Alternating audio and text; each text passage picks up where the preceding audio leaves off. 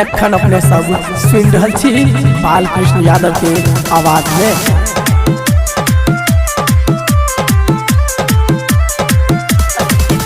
presented by Bhavna Recording Studio, Nanocho। तू होलिया में तंग कर छौरी, होलिया में छौरा सब लागत चौरी, होलिया में छौरा सब लागत चौरी। तू होलिया में तंग कर छौरी, होलिया में छौरा सब लागत चौरी।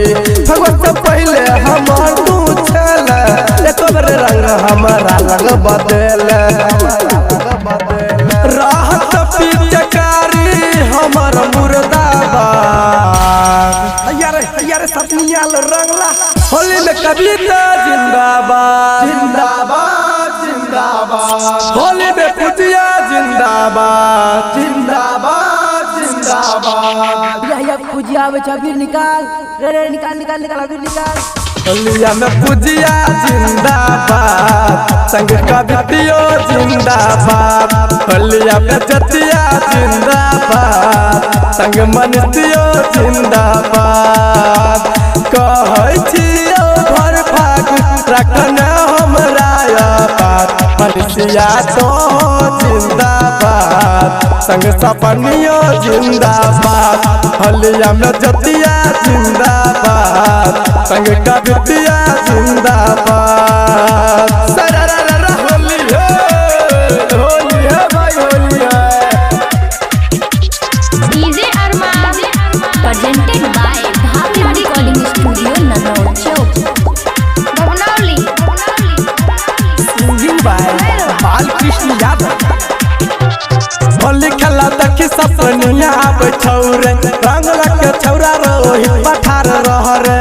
आई छोड़बैले छौरा छौरी के तो होइ छै दीतेवार। एहो रंग डालत के हमार रानी, एना नहीं कुछ के तू हमरा के डांट छौरी।